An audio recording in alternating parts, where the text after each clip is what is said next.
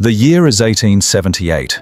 In an age where a woman's worth is her husband's name, Lady Evangeline Harrow has just been told she is worthless. After 25 years of marriage, she was cast aside for a younger woman. Now society expects her to do one thing: disappear gracefully.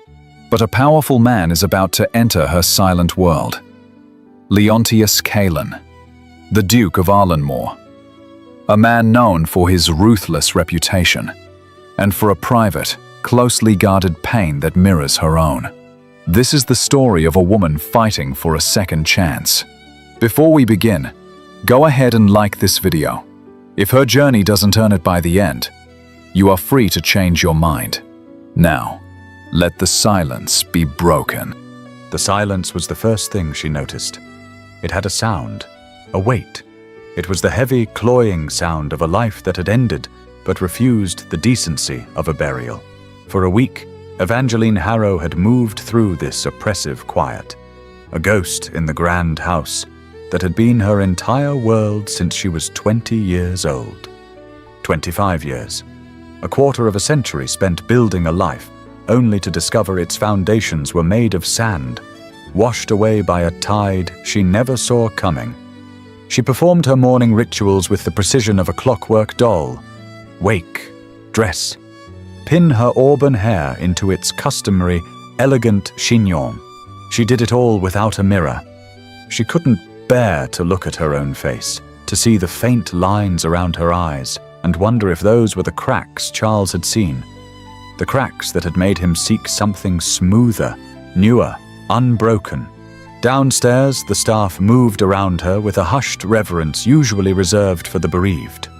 They spoke in whispers, their eyes darting away whenever she met their gaze. They knew. Of course they knew. In London society, a secret was a currency, and the failure of her marriage was the richest treasure to be unearthed this season.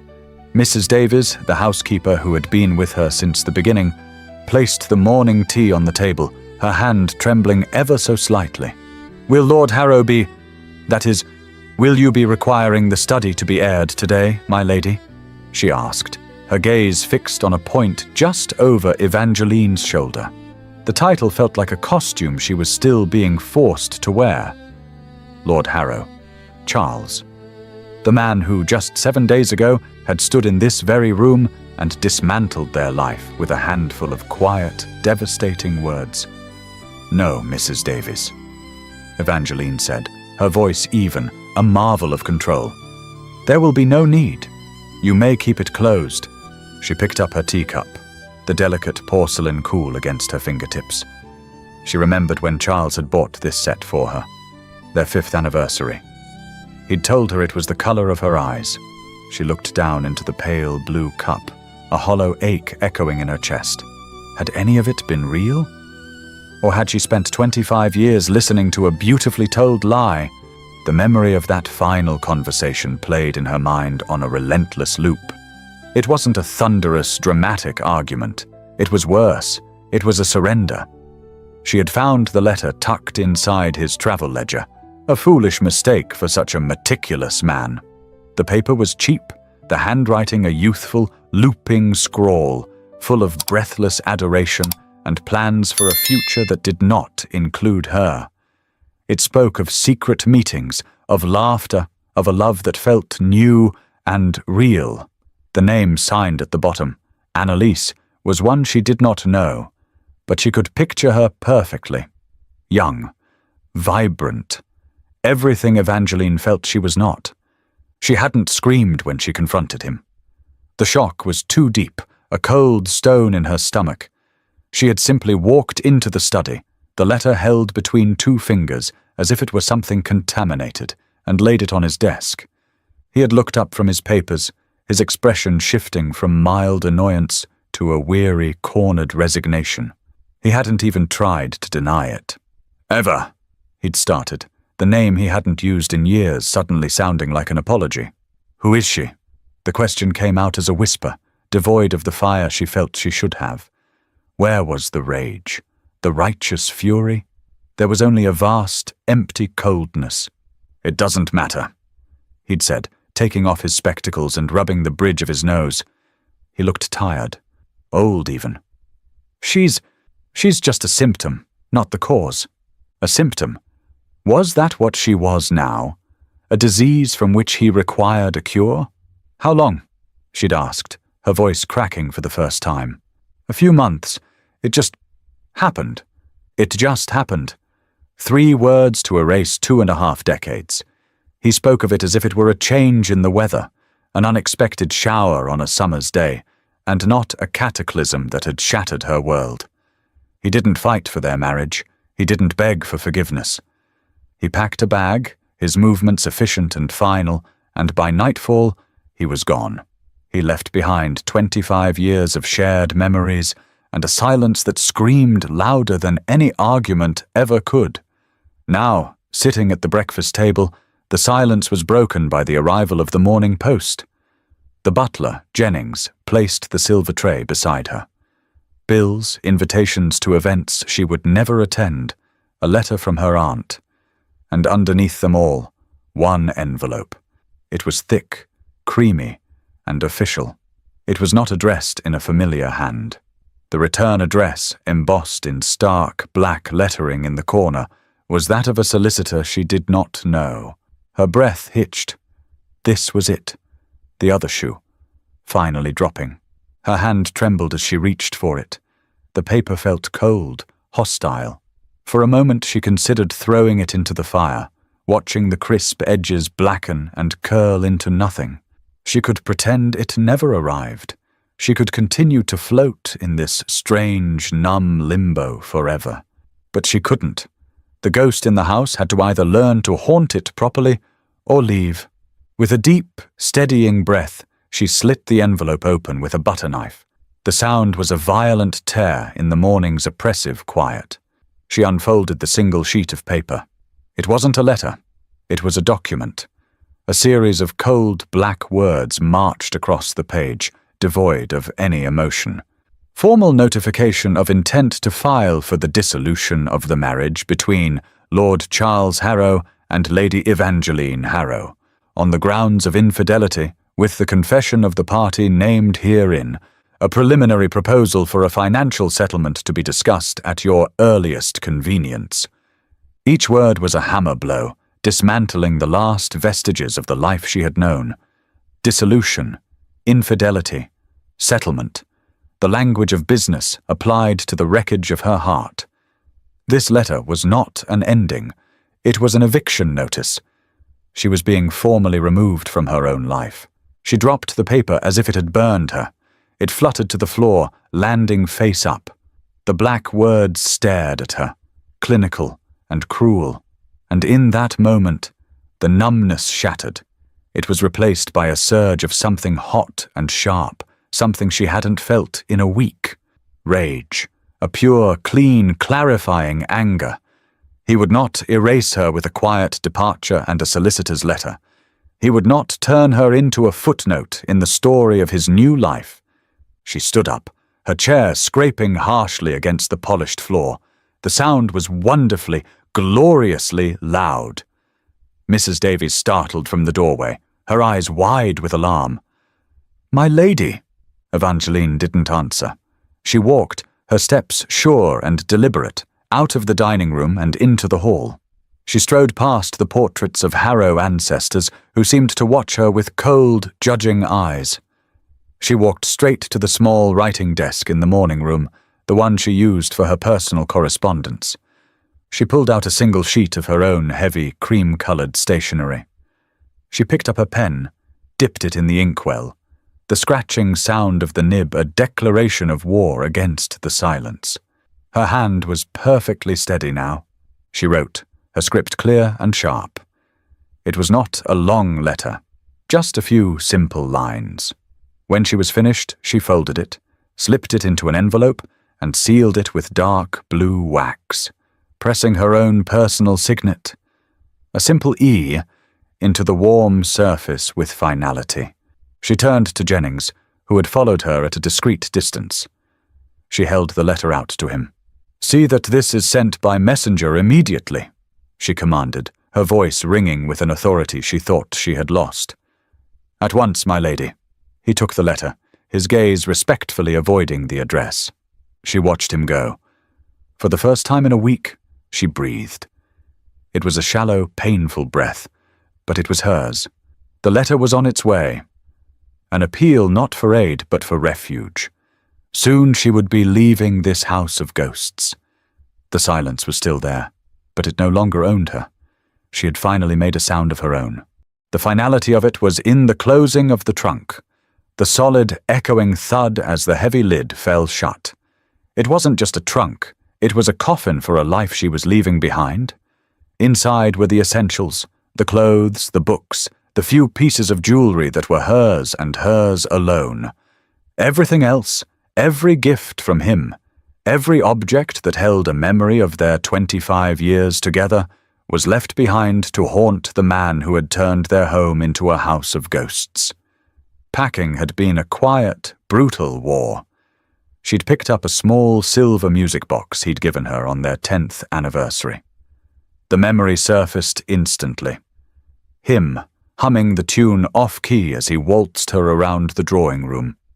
The memory, once a treasure, now felt like a razor blade, slicing deep with the thought of who he was dancing with now. She had placed the music box back on the mantelpiece. She was taking memories of her own, not theirs. Her departure was not a retreat. It was an escape. The staff stood in a somber line in the grand hall. Mrs. Davies, the housekeeper who had seen Evangeline arrive as a blushing bride, wept into her handkerchief. Evangeline paused, her own grief a hard knot in her throat, and placed a firm hand on the older woman's arm. "This will always be your home, my lady," Mary sobbed. Evangeline looked at the cold marble floors and the portraits of a family that was no longer hers. "No, Mary," she said, her voice clear and stronger than she expected. "It was my home. Now it is just a house." And with that, she walked out into the cool morning air, never once looking back. The solid click of the closing door was the only goodbye she needed. The carriage ride was a silent journey between two worlds. The London streets bustled with life, completely unaware that a universe had ended behind the closed doors of Harrow House. Evangeline watched it all pass by the window, feeling like a ghost herself, invisible to the living. But with every mile that passed, the crushing weight on her chest began to lift, replaced by the terrifying, unfamiliar feeling of an empty page. Her uncle's estate, Colborne Hall, was not a palace, but it was a sanctuary. A roaring fire blazed in the hearth, and the air smelled of pipe tobacco and warm bread. It smelled alive. Her uncle, Lord Colborne, met her at the door. He was a mountain of a man, with a gruff voice and the kindest eyes she had ever known. He didn't offer polite, empty words. He simply pulled her into a hug that felt like it could mend broken bones. "There now, Eva," he rumbled, his voice thick with emotion. "You're home. Let the scoundrel have the house. We have you." For the first time in a week of perfect, rigid control, a single tear escaped and traced a hot path down Evangeline's cheek. Here, she wasn't a scandal. Here, she wasn't a tragedy. Here, she was simply loved. Her Aunt Beatrice found them in the drawing room. A woman as sharp and elegant as her husband was warm and earthy. She kissed Evangeline's cheek, her eyes doing a swift, tactical assessment. "My dear girl," she announced, her voice crisp, "you look utterly devastated. It's the perfect start." Evangeline, startled, could only blink. "The perfect start? To what?" "To your resurrection, of course," Beatrice said, pouring a glass of deep red claret and pressing it into Evangeline's hand. "Your husband and his little trollop expect you to hide in shame. They expect you to disappear. Hiding is how you lose. We, my dear, are going to win." "Beatrice," her uncle warned. "The girl just arrived." "And the war has already begun," her aunt countered fiercely. "Whispers are already slithering through every drawing room in London. We must strike first. We must remind them who you are." Evangeline sank into an armchair, the very thought of society making her feel ill. "I can't face them, Aunt." The pity, the stares, Then we shall turn their pity into envy," Beatrice declared, her eyes gleaming with the thrill of a battle plan. "And I have the perfect stage, the single most important event of the season, the Duke of Arlenmore's 50th birthday gala." The name seemed to suck the air from the room. The Duke of Arlenmore, Leontius Caelan. A man spoken of in whispers, a titan of industry with a reputation as wild and untamed as the oil fields that had made his fortune. "Absolutely not," Evangeline said, the words coming out in a rush. To be paraded around at a party for a man like that? A notorious rake? It would be a nightmare. "Precisely," her aunt said with a sharp smile. "It's a nightmare you will walk into with your head held high. You will wear a gown that makes every woman in the room feel plain. You will not be the woman who was abandoned. You will be the beautiful, mysterious Lady Harrow, gracing the city's most powerful bachelor with her presence. You will be untouchable." The thought was terrifying. It was a sheer cliff face she was being asked to climb. Hiding in this warm, safe house was all she wanted. To be forgotten. But her aunt's words echoed in her mind. "Hiding is how you lose." She looked into the fire, its flames dancing and defiant. Charles had tried to extinguish her light. The gossips were trying to pick apart her name. Maybe her aunt was right. Maybe the only way to fight back wasn't to retreat into the shadows, but to step directly into the brightest light imaginable. Her aunt had called the Duke's ball a battlefield, and for the first time, a spark of fight flickered in Evangeline's soul as she wondered, could a battlefield for her reputation also be the one place she might finally find her freedom? November arrived, stripping the last of the autumn leaves from the oaks at Colborne Hall and leaving the branches bare against a steel-grey sky.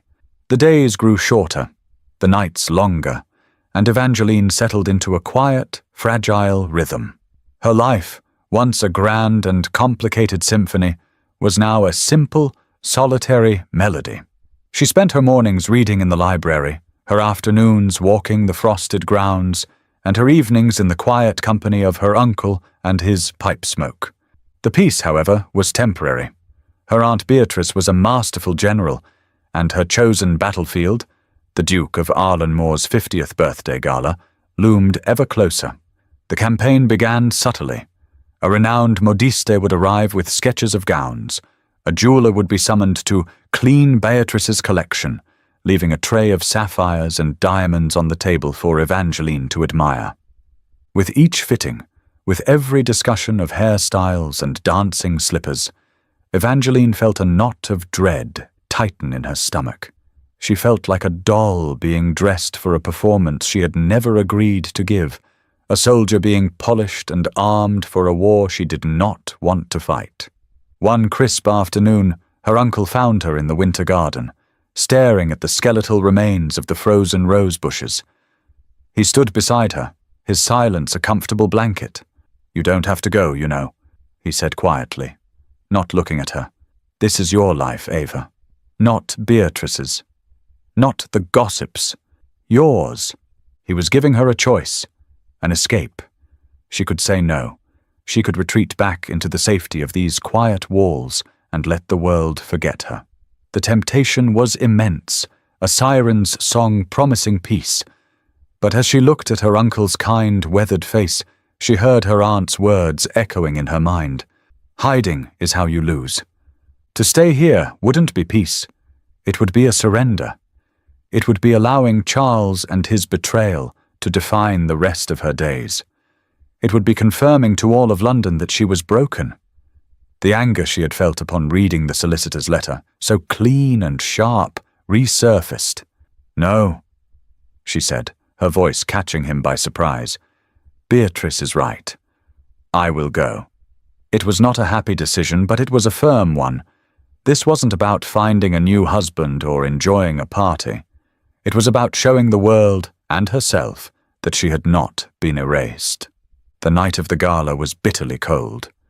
Evangeline stood before the long mirror in her room, a stranger staring back at her. The woman in the reflection was not the broken creature who had fled her home weeks ago. This woman was a fortress. She wore a gown of deep sapphire silk that fell in a shimmering column to the floor. It was not a dress of mourning, nor was it the frivolous pastel of a debutante. It was the color of the deep ocean, elegant and formidable. Diamonds glittered at her throat and ears, her own, not the Harrow jewels, cold and brilliant like chips of ice. Her auburn hair was swept up, revealing the strong, clean line of her jaw. She met her own eyes in the mirror. The fear was still there, a frantic bird beating its wings against her ribs. But for the first time in a long time, it was matched by a cold, steely resolve. This was her armor. And tonight she was going into battle. Arlenmore House was not a home. It was a statement. A palace of new money and old power, blazing with the light of 1,000 candles that glittered against marble floors and gilded ceilings. The air thrummed with the sound of an orchestra and the murmur of hundreds of voices. As Evangeline stepped from the carriage, the sheer scale of it all nearly sent her fleeing. But her uncle's solid presence at her side was an anchor. "Just breathe, Ava," he murmured, tucking her hand into the crook of his arm. "And remember who you are." They entered. A sea of faces turned, and a ripple of whispers followed them like the train of her gown. She could feel the stares, the mix of pity and morbid curiosity. She kept her chin high, her expression serene, a polite and distant smile fixed on her lips. She was a marble statue, beautiful and untouchable. The host was holding court at the top of the grand staircase, a receiving line of guests snaking its way towards him. And there he was, the Duke of Arlenmore, Leontius Caelan. He was taller than she'd imagined, with a presence that seemed to command the entire cavernous room. Dressed in flawless black evening wear, he looked every bit the powerful magnate the papers described. She could see his impeccable auburn hair, styled with a deep side part that caught the candlelight, and from this distance his features looked sharp and severe. He smiled and shook hands, a picture of practiced aristocratic charm. But Evangeline, a connoisseur of masks, saw something else. There was a weariness in his posture, a guarded quality in his eyes that the glittering crowd below failed to notice. The line moved forward. Soon she was standing before him. Her uncle made the introductions. "Your Grace, may I present my niece, Lady Evangeline Harrow?" The Duke's striking light blue eyes met hers. They were clear and piercing, and for a terrifying second she felt completely seen. "Lady Harrow," he said, his voice a low, smooth baritone. "A pleasure to have you." He took her gloved hand. His grip was firm, his touch brief and proper. It was a handshake exchanged between 1,000 other guests. It meant nothing. But then she caught it. It wasn't a look. It wasn't a word. It was a scent. A subtle, clean fragrance of warm spice, cedarwood and something else, something rich and untouchable. It was entirely masculine, deeply personal, and it cut through the ballroom's cloying perfume of flowers and wax. The unexpected intimacy of it startled her, a tiny electric shock that shot up her arm. Her breath caught in her throat. The moment was over as quickly as it began. He released her hand and turned to the next guest, his charming smile never faltering. To him she was just another face in the crowd, a name to be acknowledged and forgotten. He hadn't noticed her reaction. He hadn't noticed her at all, but as she walked away, the scent lingered in her mind, a strange, warm spark in the cold, calculated battlefield of the night. 2 weeks passed. The Duke of Arlenmore's magnificent ball, which her aunt had declared a resounding success, already felt like a distant, feverish dream. Beatrice had been right. The whispers had changed. The tone of society's gossip had shifted from pity to a grudging respect, mixed with a healthy dose of curiosity. Evangeline had played her part, a perfect marble statue of dignified sorrow, and had won the battle. But the victory felt hollow, the silence of her new life at Colburn Hall rushing back in to fill the space where the orchestra music had faded. She found her only true refuge in a small, tucked-away bookshop in Mayfair.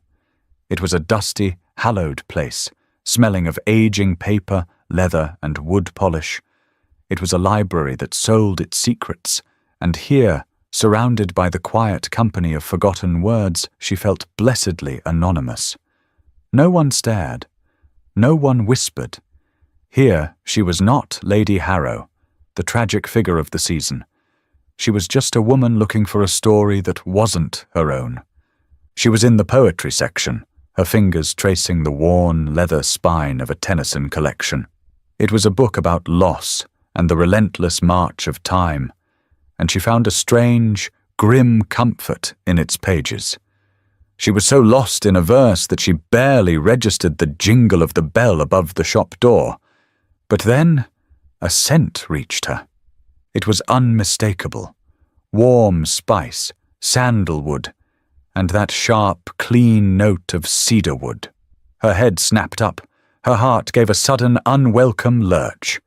It was the scent that had cut through the cloying perfume of the ballroom, the one intimate detail she had taken from that overwhelming night. She peered through a gap in the towering shelves, and there he was, the Duke of Arlenmore, Leontius Caelan. He was not the grand host of the gala. He was dressed in a simple but exquisitely tailored tweed jacket, his auburn hair catching the dim light of the shop. He gave a quiet nod to the shopkeeper, his movements relaxed, almost thoughtful. The formidable aura of power he wore at the ball was gone, replaced by the quiet intensity of a man in a place he genuinely enjoyed. He didn't notice her. Of course he didn't. She was just a shadow among the shelves. She quickly turned back to her book, her heart beating a little too fast. She told herself it was surprise, nothing more. She tried to focus on the words in front of her, but they had turned to meaningless ink on a page. All she was aware of was his presence, his quiet footsteps on the old wooden floorboards as he browsed the aisles. Inevitably, he made his way to the poetry section. She could feel him standing in the same narrow aisle, just a few feet away, his back to her. A silence stretched between them, thick with the smell of old books and his own personal fragrance. She kept her eyes fixed on her book, praying he would simply move on. He spoke, his voice a low baritone that seemed to startle the quiet air. "That one's a tragedy," he said, not looking at her, but nodding toward the book in her hand. "You rarely get what you want from poetry, only what you need." She was surprised by his directness, and by the observation itself. It was far more insightful than she would have expected from his public persona. She didn't look up. "That depends," she replied, her own voice quiet but steady. "Sometimes it gives you too much." That made him turn. She felt his gaze on her, and finally lifted her own, her expression carefully neutral. His light blue eyes were curious, polite. There was not a flicker of recognition in them. "Have we met?" he asked, his tone pleasant, unconcerned. The question should have stung, a confirmation of her complete invisibility to him that night. Instead, she felt a strange sense of relief. Here, she was not Lady Harrow, the pitied wife. She was a stranger, an equal. She allowed herself the faintest of smiles. Briefly, but not enough to remember. He accepted her answer with a nod, his curiosity piqued. "Then I suppose this is the first time. Properly."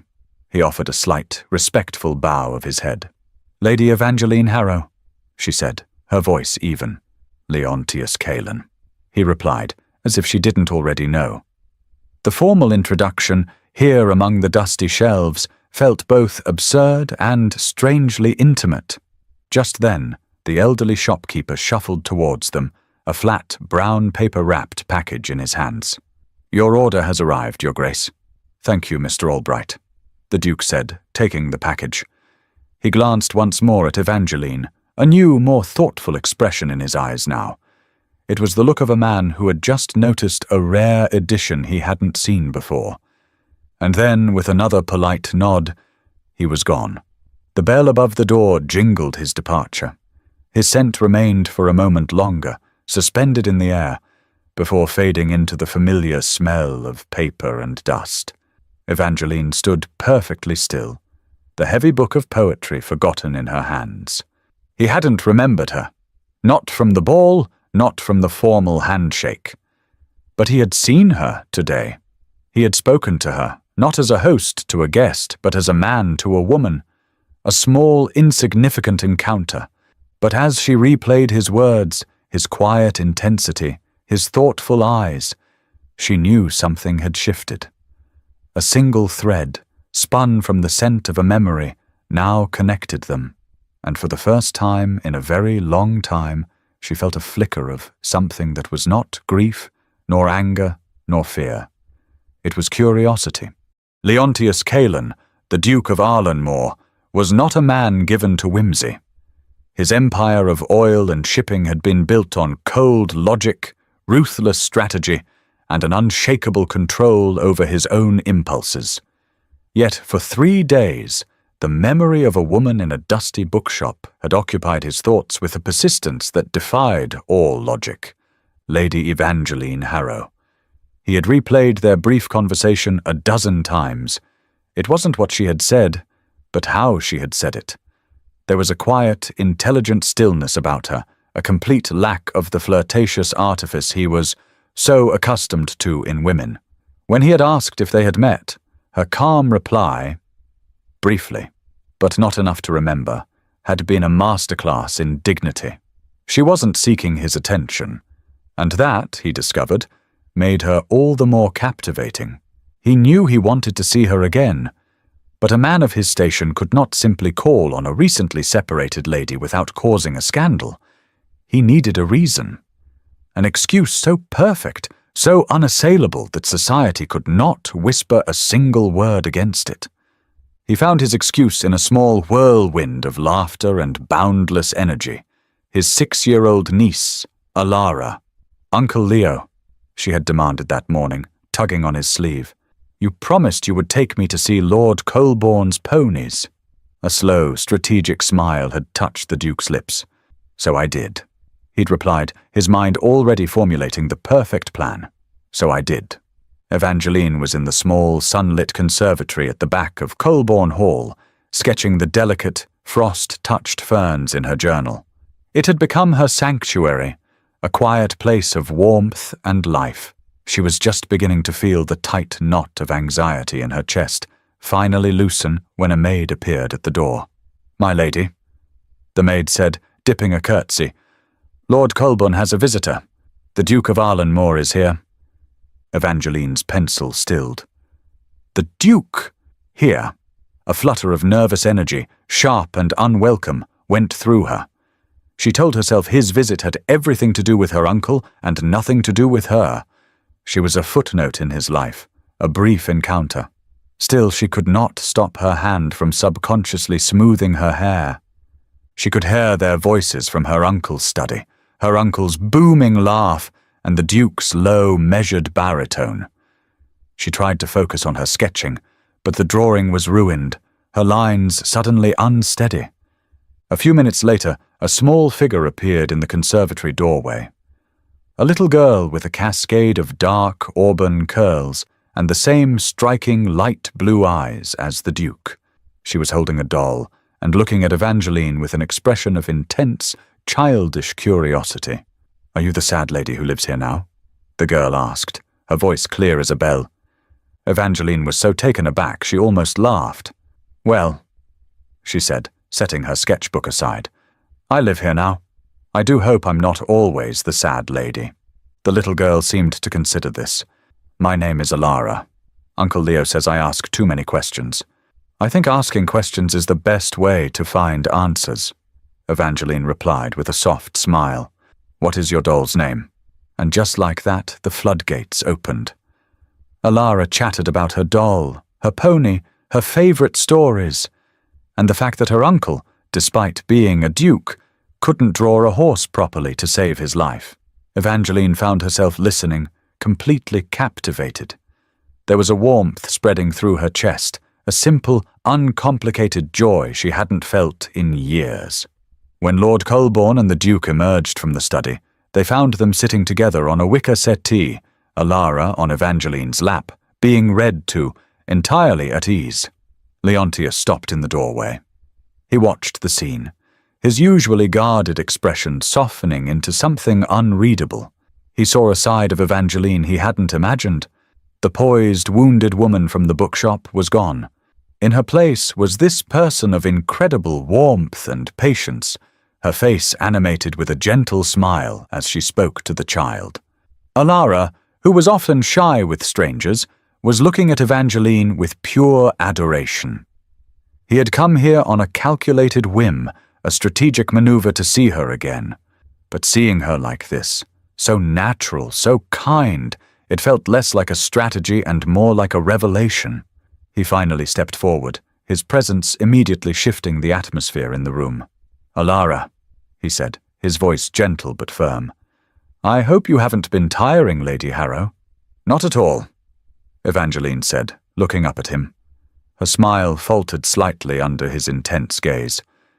"She is a delight." Alara scrambled off her lap and ran to her uncle. "Lady Eva is ever so smart. She knows all the names of the plants, and she doesn't think I ask too many questions." Leontius looked from his beaming niece back to Evangeline. He had his opening. "My niece can be a challenge," he began, his tone returning to one of formal courtesy. "Her governess left last month, and I find myself quite out of my depth. It is difficult to find someone with the right combination of patience and intellect." He paused, his gaze direct and unwavering. "Your uncle has mentioned you have experience as a tutor, Lady Harrow," he said, his voice dropping slightly. "I know this is forward of me, but I would be deeply, personally indebted if you would consider a position as Alara's companion and instructor, perhaps a few afternoons a week." The offer hung in the air, stunning Evangeline into silence. It was a perfectly respectable, socially acceptable proposal. But it felt like something else entirely. It felt like a deliberate, calculated step across the chasm that separated their worlds. It was a job, yes, but it was also an invitation directly into his life, into his home, an invitation she was terrified to accept, and even more terrified to refuse. Later that week, Leontius met Arthur Colborne at their club for the customary brandy. "She has a true gift with the child," Leontius said, breaking a long silence as he stared into the fire. "She always has," Arthur replied, his voice a low rumble. He took a slow sip of his drink, his gaze shrewd. "Eva has spent her life giving her heart to people. It's a shame some were not wise enough to hold on to it." He paused, his tone becoming more direct. "You know Charles Harrow, of course, sits on the banking committee." Leontius gave a slight, affirmative nod, his expression unreadable. Arthur's voice was laced with a cold anger. "The man has made a complete fool of himself, run off with some young heiress and left my niece to deal with the fallout. The whole affair has been a damned disgrace." Leontius remained silent, but Arthur saw him absorb the information, saw the name Charles Harrow connect with the title husband and the woman Evangeline. The foundation for what was to come was now set firmly in his mind. The Duke's offer hung in the sunlit conservatory, as beautiful and as fragile as a spider's web. Evangeline felt caught. Her mind raced, a frantic catalogue of reasons to say no. It was too soon. It was too complicated. The man was a duke, a near mythical figure of power and speculation. To place herself in his orbit, in his very home, was to invite a level of scrutiny she couldn't bear. It was to willingly step back onto the battlefield her aunt was so eager to command. Every instinct for self-preservation screamed at her to retreat, to thank him politely and refuse. But then she looked at Alara, who was gazing up at her with wide, hopeful eyes.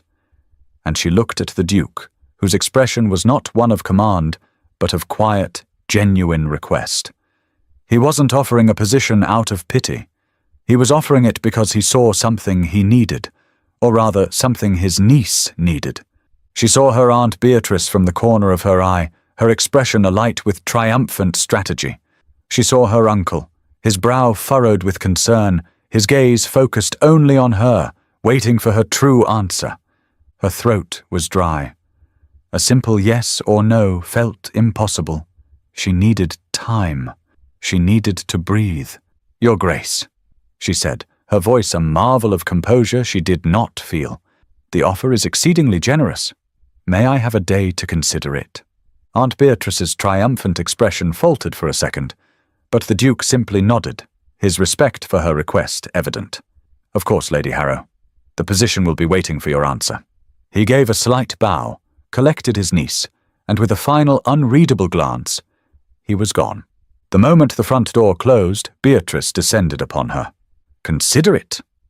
My dear, what is there to consider? The most powerful man in London just handed you the keys to his world on a silver platter. It is the perfect, unassailable reason to be seen with him. You must accept."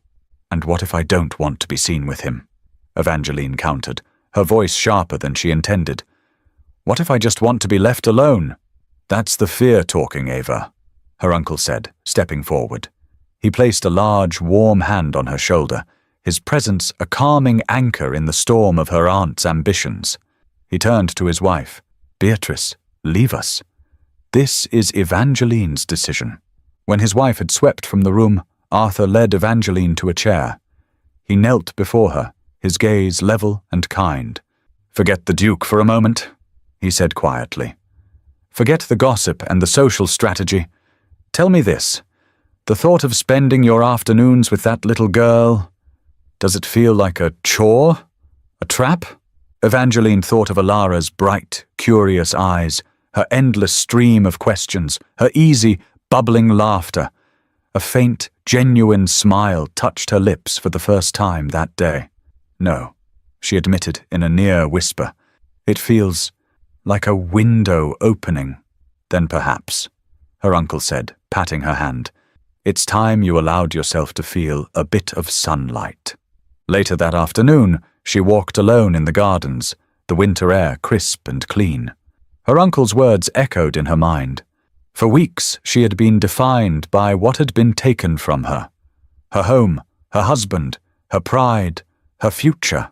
This offer, it was the first thing that was entirely new. It wasn't about her past. It was a single, tangible step toward a future she couldn't yet imagine. Saying no was the safe choice. It was the choice of a woman in mourning, a victim hiding from the world. But the woman who had walked out of Harrow House was not just a victim. She was a survivor. And survivors, she was beginning to understand, had to move forward. By evening, her mind was made. She penned a short, formal note of acceptance. A week later, Evangeline's carriage pulled up the long, sweeping drive to Arlenmoor House. If her former home had been a museum, this was a cathedral, a monument to power and ambition built of granite and glass. She felt a familiar tremor of fear as she walked up the imposing steps.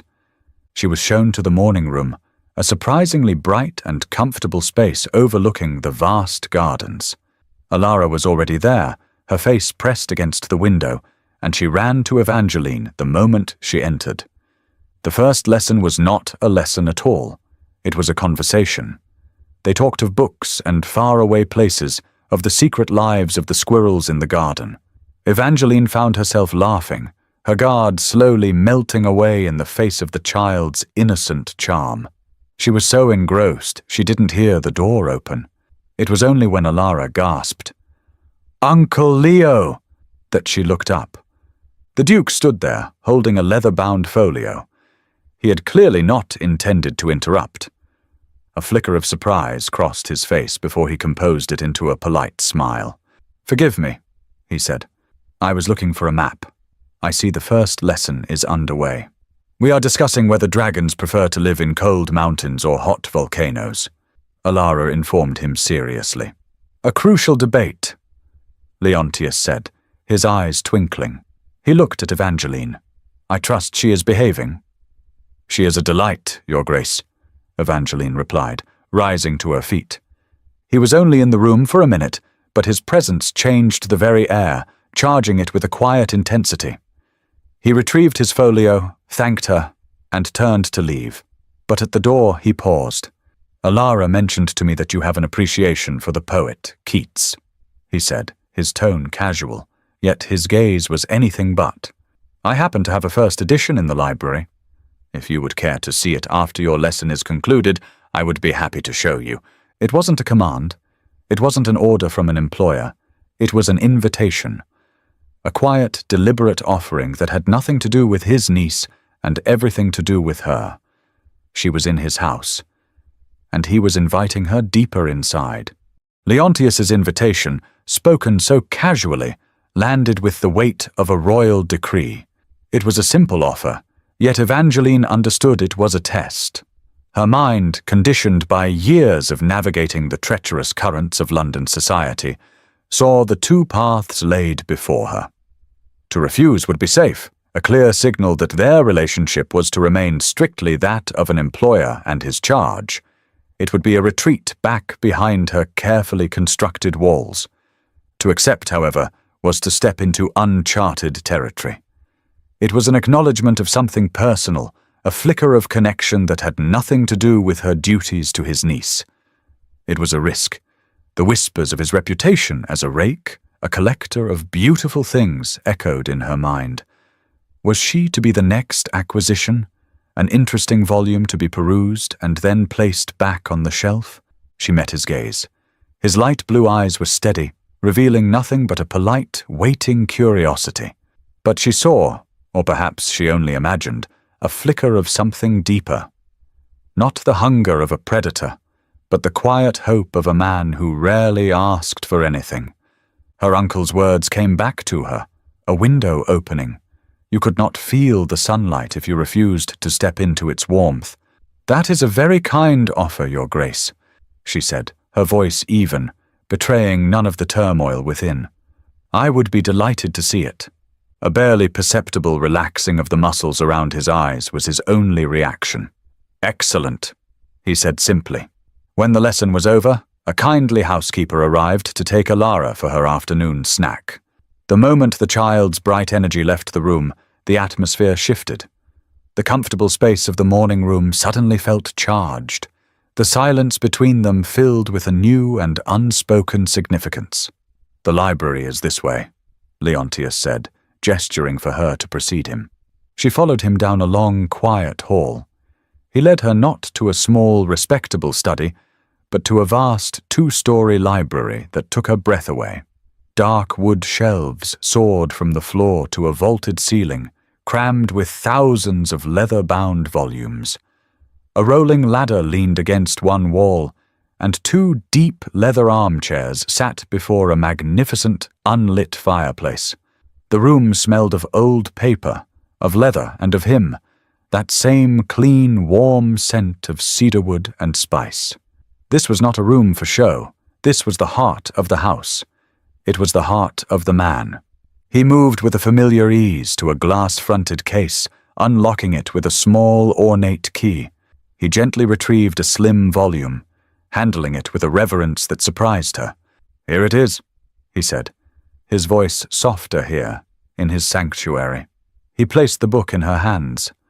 The leather was worn smooth with time, the title, Lamia Isabella, the Eve of St. Agnes, and other poems, barely visible in faded gilt.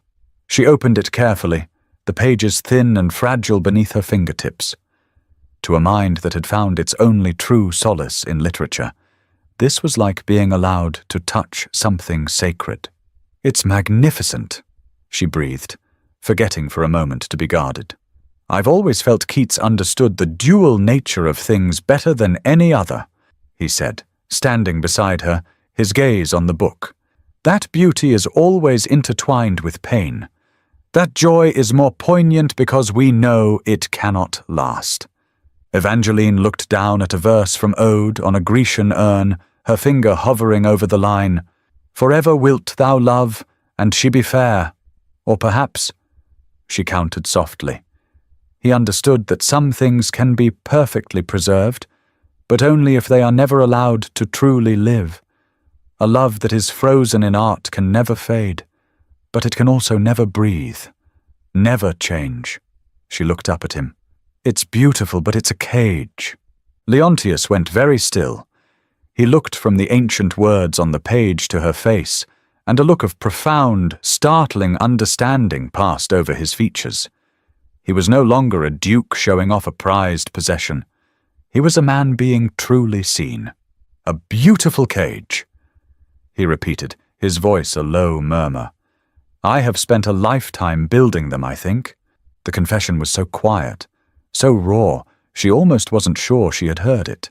The air between them grew thick, charged with the weight of everything they were not saying. His past betrayal. Her own. Their shared, unspoken knowledge of what it meant to be trapped by a life that was beautiful on the surface, but hollow within. They stood in the quiet of the library, two lonely people separated by inches, by titles, by fear, but connected by the soul of a long-dead poet. A grandfather clock in the hall began to chime the hour, the deep, sonorous bells shattering the spell. Evangeline took a half-step back, the book suddenly feeling heavy in her hands. I should be going," she said, her composure returning like a familiar cloak. "My uncle will be expecting me." "Of course," Leontius said, his own formal mask slipping back into place. He accepted the book from her, his fingers brushing hers for a fleeting, electric moment. He walked her to the grand entrance hall, the silence between them now different, no longer empty, but filled with the echo of their conversation. As she stood at the door, her carriage waiting, he paused. "Alara is already demanding to know what you will teach her on Thursday," he said. He met her eyes, and a faint, genuine smile touched his lips. "As I find, am I?" The admission was a quiet earthquake. He was no longer hiding behind his niece. He was no longer the polite employer. He was a man admitting, with a startling and disarming honesty, that he was looking forward to seeing her. Evangeline could only nod, her heart beating a wild, unfamiliar rhythm. She left Arlenmore House in a daze, her mind reeling. She had gone there to see a rare book, a relic of the past. Instead, she had been shown a glimpse of a man's soul, and in doing so had been forced to confront the unexpected, terrifying possibility of a future. The first snow of the season arrived in the final days of November, a soft, quiet blanket that muffled the world in white. For Evangeline, the snow was a welcome sight. It deepened the peace she was slowly, cautiously beginning to find. The weeks had settled into a new and predictable rhythm, a gentle current that was pulling her away from the wreckage of her past. Her Tuesday and Thursday afternoons with Alara at Arlenmore House became the twin anchors of her week, small islands of purpose in a vast sea of unstructured time. She grew to love the routine, the warmth of the morning room, the smell of beeswax and books, the sound of Alara's bright, infectious laughter. She discovered the child had a keen mind and a tender heart, a fierce curiosity about the world that was a constant delight. With Alara, Evangeline was not the tragic Lady Harrow or the woman who had been left. She was simply Ava, the person who knew the names of all the constellations and could explain why the sea was salty. For a few hours each week, she forgot to be sad. She rarely saw the Duke. He was a phantom presence in the grand house, his schedule a whirlwind of meetings and obligations that kept him away. Yet she felt his influence everywhere. A new collection of charcoal pencils, her preferred medium, would appear on the lesson table. A rare book on botany, a subject she'd mentioned in passing, would be left open on the library desk. They were small, silent gestures, gifts with no sender. Yet she knew their origin as surely as she knew her own name. He was observing her from a distance, learning her tastes, her passions, and quietly making his house a more welcoming place for her. The changes were not lost on him either. He began to find excuses to be home on Tuesday and Thursday afternoons. He would return from the city an hour earlier than usual, his work in the study suddenly less urgent. He would stand in the doorway of the library, unseen, and simply listen to the murmur of their voices from the morning room, to Evangeline's calm, measured tones and his niece's excited replies. The sound was a balm to a part of his soul he had long thought dead. It was the sound of a home. One evening, Lord Colburn found his old friend staring into the fire at his London club, a glass of untouched brandy in his hand. The Duke had been quiet all evening, a profound and unfamiliar stillness about him. "You've been 1,000 miles away tonight, Leontius," Arthur said, settling into the armchair opposite him. "Bad news from the oil fields?" Leontius blinked, as if returning from a great distance. "No," he said, his voice a low murmur. "The news is fine." Arthur took a slow sip of his own drink, his gaze shrewd and knowing. He had seen this look on a man's face before. He had seen it on the faces of young fools and old kings.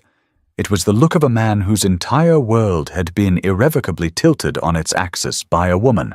"I received a note from Beatrice today," Arthur said, his tone casual. "She tells me my niece seems happier than she has in years. Says her afternoons with Alara have been a godsend." He paused, watching his friend's face carefully. "She also says you seem to have a remarkable number of maps you need to consult in your morning room on Tuesdays and Thursdays." A faint, almost imperceptible flush rose on the Duke's neck. He took a sudden deep drink of his brandy, the gesture a clear sign of a man caught off guard. "Alara is very fond of her," Leontius said, his voice carefully neutral. "As is her uncle, it would seem," Arthur replied, his own voice gentle. He leaned forward. "Leontius, we have been friends for 30 years. I have seen you navigate scandals, ruin your rivals, and build an empire from nothing. I have never, not once, seen you look as thoroughly lost as you do right now." Leontius swirled the amber liquid in his glass, the firelight catching the turmoil in his eyes. He said nothing for a long time. When he finally spoke, it was the quiet, raw confession of a man who had forgotten how to lie to his oldest friend.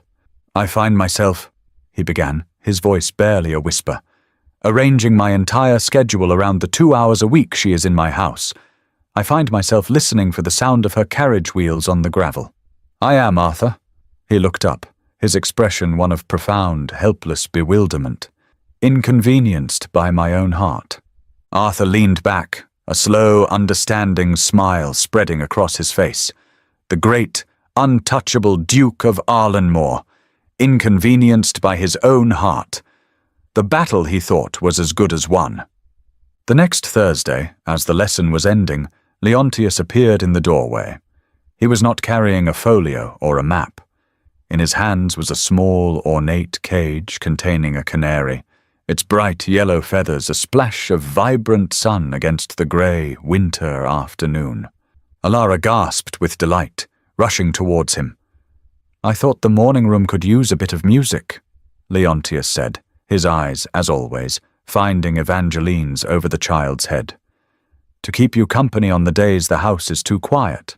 It was another one of his gifts by proxy, a beautiful offering made in his niece's name that was so clearly intended for her. It was a canary to fill the silence, a living, breathing piece of music to counter the crushing quiet she had fled. Evangeline's heart ached with the sheer, thoughtful beauty of the gesture. He was speaking to her in a language of symbols, a silent conversation only they understood. "It's beautiful, Your Grace," she said softly. He stepped closer as Alara fussed over the cage. "I was thinking," he said, his voice low, "for her alone. The conservatory at my country estate has the finest collection of winter orchids in all of England. Alara has never seen them. I plan to take her this Saturday." He paused, his gaze holding hers, intense and unwavering. "She would be so pleased if you would accompany us." It was the boldest move he had made yet, an invitation not just into his house, but into his private world. A full day. Unchaperoned, save for a 6-year-old girl. It was an invitation that crossed every line of their professional arrangement and stepped directly into the realm of the personal. It was terrifying. It was thrilling. And this time, she found, there was no part of her that wanted to say no. Evangeline heard the words of his invitation, a journey to his private country estate, and felt the world tilt slightly on its axis. The safe, predictable rhythm she had built for herself was being deliberately and beautifully disrupted. The fear was there, a familiar, cold whisper warning her of the risk. But for the first time, it was drowned out by a stronger, more insistent voice, one of quiet, thrilling hope. "I would be honored, Your Grace," she heard herself say, the words sounding both foreign and perfectly natural. The 2 days leading up to Saturday were a study in nervous anticipation. She found herself staring into her wardrobe with the panic of a young girl before her first dance. She caught herself humming as she walked the halls of Colburn Hall, a small, rusty sound she hadn't made in years. Her aunt was ecstatic, seeing the trip as a major tactical victory. Her uncle was more subdued, watching her with a cautious, hopeful expression. He saw what his wife did not. This wasn't about a social maneuver. This was about Evangeline's heart, tentatively, bravely, deciding to beat again. The journey was made in the Duke's private carriage, a masterpiece of dark, polished wood and deep blue velvet. The enclosed space felt surprisingly intimate. Alara, a cheerful ball of energy, sat between them, serving as the perfect bridge for their conversation. She chatted about the passing countryside, asking innocent questions that required them to look at each other, to share small smiles, to exist not as a duke and a tutor, but as two adults chaperoning a beloved child. Blackwood Manor, his country estate, was nothing like the imposing fortress in London. Nestled in a valley and surrounded by ancient, snow-dusted oaks, the house was built of warm, honey-coloured stone. It was still grand, but it felt like a home, a sanctuary.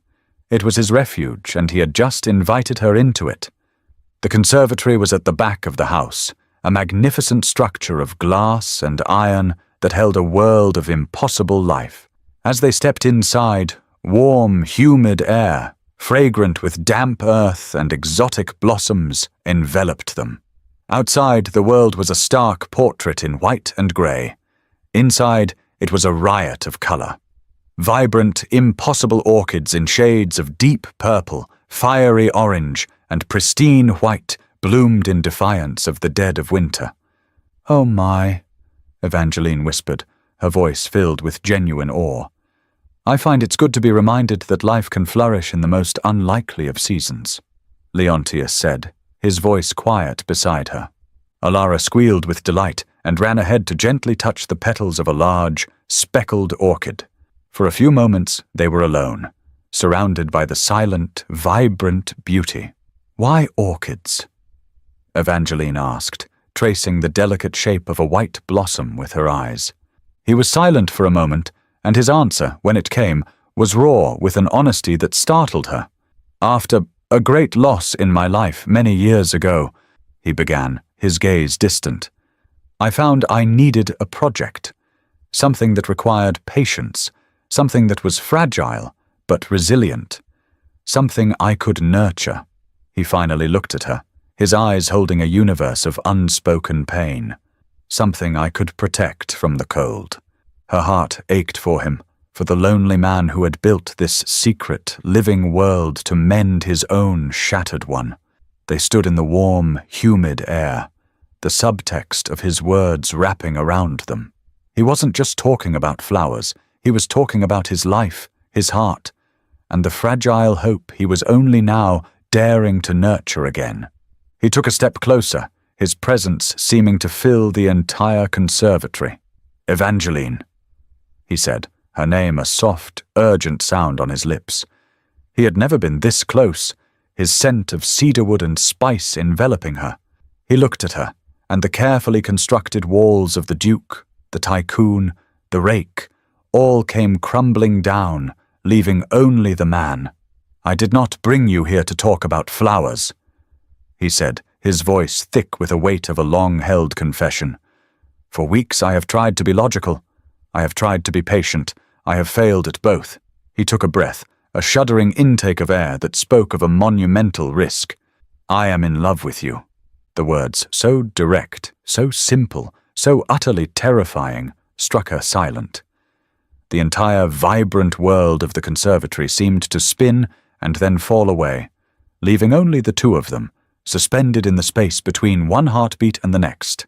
She stared at him, unable to speak, unable to breathe. All the fears she had held at bay came rushing back. The betrayal, the humiliation, the sheer paralyzing terror of allowing another person to hold her heart in their hands. He saw the fear in her eyes, and a look of profound pain crossed his face, as if he had expected this, had braced himself for it. "Will you not say something?" he asked, his voice barely a whisper. She opened her mouth, but no words came. After a long, agonizing pause, her mind seized on the only thing it could. "The air," she managed, her voice thin and strange. It's quite warm in here." It was a complete, nonsensical deflection. She saw the light in his eyes flicker and die, the heartbreak of her perceived rejection settling on his features. He gave a slow, sad nod, the Duke's mask of cool composure beginning to reassemble itself. But before he could retreat, before the moment could be lost forever, he lifted his hand. He reached out, not to grab her, but with an infinite, tender slowness, and gently brushed a stray strand of hair from her cheek. His fingers were warm, his touch a spark against her cold skin. And Evangeline, whose words had just built a wall of fear, did something her mind could not control. She closed her eyes for a fraction of a second and leaned into his touch. It was a tiny, involuntary movement, a silent confession of her own. Her words had been a retreat, but her heart, with one simple, trusting gesture, had just surrendered completely. The touch was a brand, a silent seal on his spoken confession. His thumb stroked her cheek for a single, breathtaking moment, and then his hand fell away. The air in the conservatory was thick with the things they had said, and the things they had not. The vibrant, living world of the orchids, which had felt so beautiful and serene moments before, now seemed to thrum with a fragile, dangerous energy. The spell was shattered by the sound of running feet. Alara came racing back to them, her cheeks flushed with excitement, a fallen crimson petal clutched in her small hand. "Look, Eva, it's as soft as velvet," she exclaimed, holding up her prize. Evangeline knelt, forcing a smile that felt unsteady. "It's beautiful, darling." She could feel Leontius's gaze on her, but she could not bring herself to meet it. To look at him now would be to acknowledge the terrifying, wonderful truth that hung in the air between them.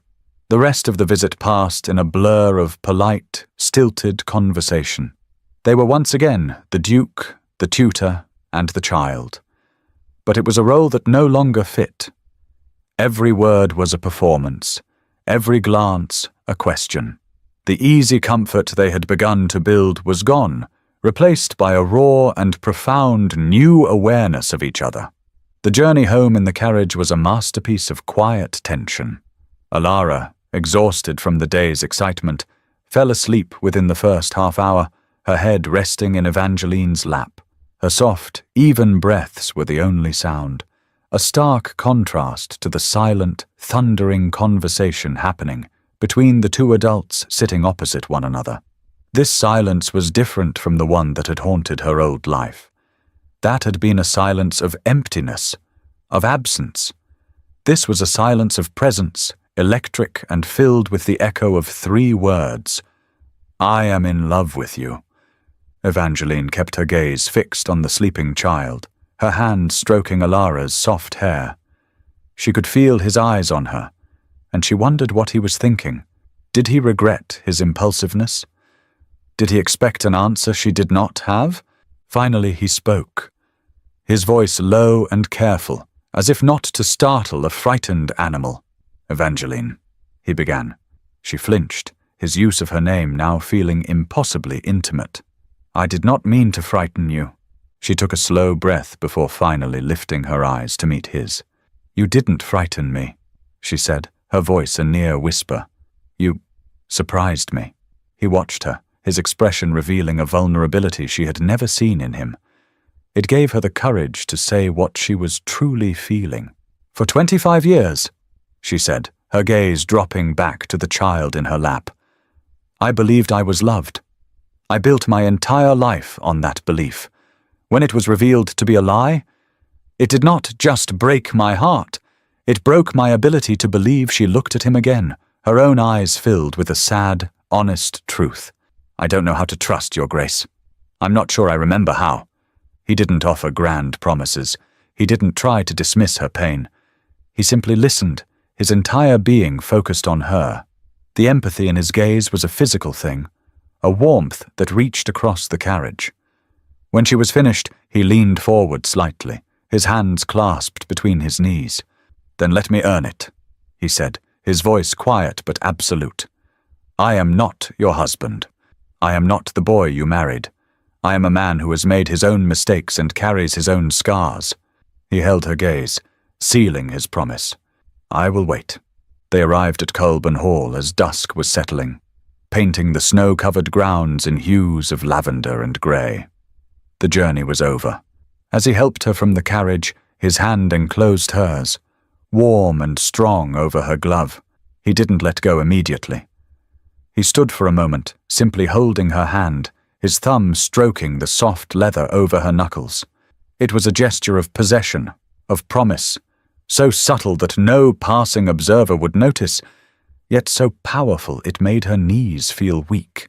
He did not try to kiss her. He did not press her for another word. He simply looked at her, his eyes saying everything his words no longer needed to. "Until Tuesday, Evangeline," he said, the sound of her name now a quiet vow. He released her hand, and she turned and walked into the house, feeling as though she were floating. Her uncle was in the hall, a concerned look on his face. "Are you all right, Eva?" he asked, seeing the strange, dazed expression she wore. "You look as though you've seen a ghost." Evangeline slowly lifted a hand and touched her own cheek, the skin still tingling from where his fingers had grazed it hours before. The memory of his confession, his patience, his promise, all swirled within her. She had been offered the one thing she thought she would never have again, a true and profound love, and she had no idea if she was brave enough to survive it. "No, Uncle," she whispered, her eyes wide with a terrifying, beautiful uncertainty. "I think I have just seen the opposite." The days between Saturday and Tuesday were the longest of Evangeline's life. She existed in a state of suspended animation, her entire being caught in the echo of his confession. She replayed the scene in the conservatory 1,000 times in her mind. The warmth of the air, the impossible color of the orchids, the look of raw vulnerability in his eyes as he spoke the words, "I am in love with you." She dissected her own reaction, the foolish, panicked deflection about the warmth of the room, followed by the silent, traitorous surrender of her leaning into his touch. She was a walking contradiction, a woman whose mind screamed for retreat, while her heart staged a quiet rebellion. His final promise in the carriage, "I will wait," was the most terrifying and beautiful thing anyone had ever said to her. Charles had promised her forever, a vow built on shifting sand. Leontius had promised her only patience, a foundation she might just be able to build on. A new kind of anxiety took root. It was not the cold, heavy dread of facing society, but a bright, fluttering, nervous energy. It was the anxiety of hope. She tried to tell herself that their next meeting would be simple. She was the tutor, he was the employer.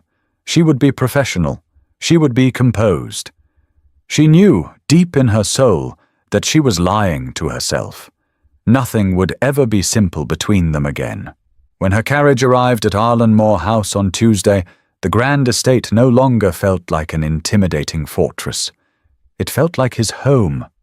The stoic butler seemed to greet her with a new, subtle warmth in his eyes, as if the entire household was aware of a shift their master had undergone. She tried to pour all of her focus into the lesson. She and Alara worked on French vocabulary, their heads bent over a picture book. But Evangeline's senses were on high alert. Every footstep in the hall, every distant closing of a door, made her heart leap into her throat. She was listening, waiting. He did not make her wait long. He entered the morning room an hour into the lesson, not with a folio or a map, but with 2 cups of tea on a small silver tray. He placed one beside her. The clink of the porcelain on the wood, a soft, deliberate sound. "I thought you might be in need of refreshment," he said, his voice calm, his smile gentle. Alara, oblivious to the universe of unspoken words passing between the 2 adults, beamed. "Did you bring one for me, Uncle Leo?" "I did not," he said, his eyes twinkling as he looked at the child. "This is a conversation for grown-ups. Now show me your work." He sat not beside Evangeline, but with Alara, his large frame bent over the small table as his niece proudly pointed out the French words for cat and dog. But Evangeline felt his presence as if he were touching her. He was not there for the tea. He was there for her. His presence was a quiet declaration, a fulfillment of his promise to be near. Their first real eye contact since the conservatory was a conversation in itself. His gaze was open, patient, and full of the affection he had already confessed. There was no question in his eyes, no demand for an answer. There was only a steady, reassuring warmth. She met his look for a brief, heart-stopping moment, and she knew he saw the terrified hope in her own. He did not stay long. He praised Alara's work, gave Evangeline a small, meaningful nod, and left them to their lesson. But the room was different now. It was filled with his scent, with the warmth from the teacup he had brought her, with the undeniable presence of his love. When the lesson concluded, he was waiting in the hall to walk her to the door. Alara had been whisked away by her nanny, leaving them completely alone for the first time since his confession. The silence was charged, electric with all the things that now lay between them. Evangeline's hands felt clumsy as she pulled on her gloves. As she reached for her small velvet reticule on the hall table, her nervous fingers fumbled, knocking it to the floor. Its contents, a handkerchief, a few coins, scattered across the polished marble. "Oh," she breathed, mortified, bending to retrieve them. "Allow me," Leontius said, his voice a low murmur. He knelt before her, his movements fluid and graceful. He gathered the scattered items, his large, capable hands moving with a gentle precision. As he rose, he was standing very close, the clean scent of him surrounding her. He held out her velvet bag. For a dizzying moment, she thought he might lean in, that he might finally close the distance between them and kiss her. Her heart hammered against her ribs, but he didn't. He simply placed the reticule in her hand. His gaze was intense, his eyes searching hers, seeing the flicker of fear and anticipation she knew was there. A sad, knowing smile touched his lips. "One step at a time, Evangeline," he said softly. With that, he stepped back, creating a space between them, a breath of air for her to think, to feel safe. It was the most profoundly romantic gesture she had ever witnessed. He was not a rake, hungry for a conquest. He was a man of his word. He was proving, with this single act of restraint, that her trust was more important to him than his own desire. He was earning it. She left his home that day with a new feeling blossoming in her chest. The fear was still there, but it was being eclipsed by a powerful, growing wave of admiration. The great fortress she had to conquer was not Arlenmore House. It was the one she had built around her own heart, and Leontius Caelan was not trying to lay siege to it. He was patiently, respectfully, showing her how to open the gate herself. Winter settled over the countryside, deep and quiet. The days passed in a gentle rhythm, each one a small, careful step away from the woman Evangeline had been. Her fear, once a constant, suffocating presence, had begun to recede, replaced by a fragile but persistent sense of hope. The world, which had seemed to end just a few months ago, was slowly, impossibly, beginning anew. Her afternoons at Arlenmore House were the center of this new world. She and Alara had fallen into a comfortable, joyful routine. And Leontius was a study in patience. He kept his word. He never pressed, never pushed. He simply created small opportunities for them to exist in the same space. A shared cup of tea after a lesson, a brief conversation about a book he was reading, a walk through the gardens to inspect the sleeping rose bushes. They were small, quiet moments, yet they were charged with the powerful, unspoken truth of his confession. He was earning her trust, not with grand gestures, but with the steady, unwavering consistency of his respect. And Evangeline felt the fortress around her heart, the one she had thought impenetrable, begin to show the first signs of a thaw. She found herself thinking of him at odd hours, anticipating the sound of his voice, the quiet intensity of his gaze. It was a terrifying, exhilarating feeling, this slow, tentative return to life. But the past was not yet finished with her. It arrived on a Tuesday morning, tucked within the Morning Post. It was a single, thick envelope addressed to her at Colburn Hall. She knew the bold, slanting handwriting instantly. Charles. Her breath caught in her chest, the blood draining from her face. It was the first time he had written to her since his solicitor had served her an eviction notice from her own life. Her uncle was with her in the morning room. He saw her expression, the colour leaving her cheeks, and was at her side in an instant. "Ava, what is it?" he asked, his voice a low rumble of concern. She couldn't speak. She simply handed him the letter. He took it, his brow furrowed with anger, and slit it open with a thumb. He read it quickly, his expression darkening with every line. When he was finished, he let out a sound of pure disgust. "The unmitigated gall of the man!" he growled. He crumpled the letter in his large fist. "I'll burn it." "No," Evangeline said, finding her voice. "Let me see it."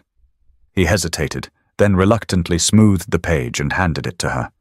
She read the words her husband had written, each one a small, carefully placed stone designed to rebuild a bridge he himself had dynamited. "My dearest Evangeline." It began. He wrote that he had made a terrible, irreversible mistake, that the novelty of his new life had faded, leaving only a shallow emptiness. He wrote of their shared history, of the 25 years she had devoted to him, and how he had been a fool to trade a diamond for a piece of shining glass.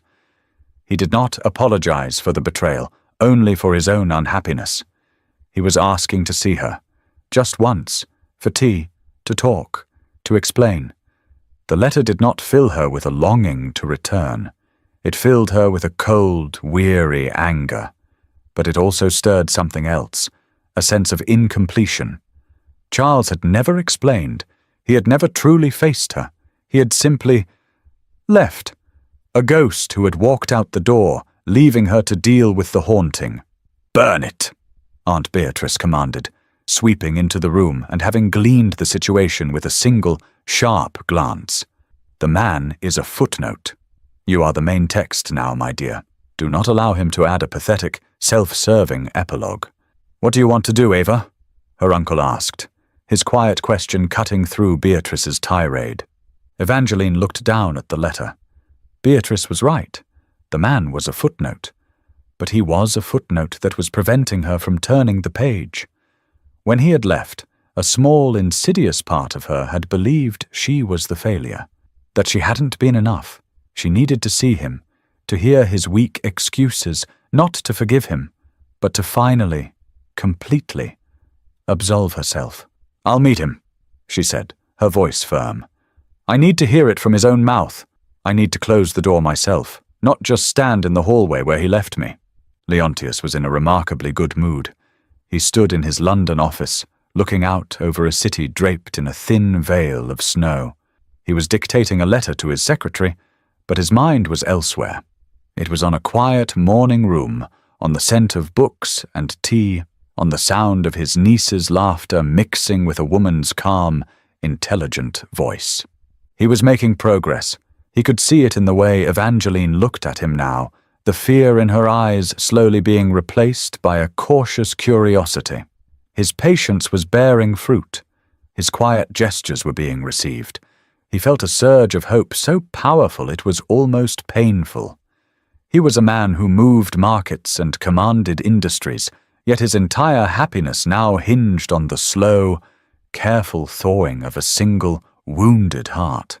He decided, with a rare flash of impulsiveness, that he would see her today. It wasn't a lesson day, but that didn't matter. He would find a reason. A book he'd found that he knew she would love. "That will be all for today, Thompson," he said, dismissing his secretary. He made his way to the bookshop in Mayfair, the same one where they'd had their second encounter. He purchased the book, a collection of sonnets, and had it wrapped. He pictured the small, rare smile he might receive when he gave it to her. He stepped out of the warm, quiet shop into the cold afternoon air. He decided against taking his carriage immediately. Next door was a respectable tea room, and the warmth of a cup of tea before heading to Colborne Hall seemed like a fine idea. He pushed open the door, a pleasant sense of anticipation humming within him. The bell above the door jingled his arrival. He scanned the room for a quiet table, his eyes sweeping over the scattered patrons. And then he saw her, Evangeline.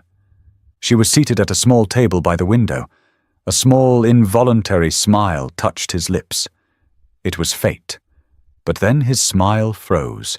His blood turned to ice. She was not alone. Seated across from her, leaning forward, his hand covering hers on the table, was a man. A handsome, familiar man whose face had been in the society pages for years. Lord Charles Harrow. Her husband.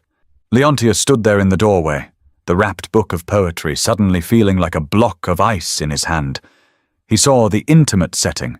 He saw the man's hand on hers. He saw what looked like a desperate, heartfelt reconciliation. And the fragile, hopeful world he had been building for weeks shattered into a million pieces. The tea room was warm, a respectable haven of quiet conversation and the scent of bergamot. It was the perfect civilized stage for an uncivilized conversation.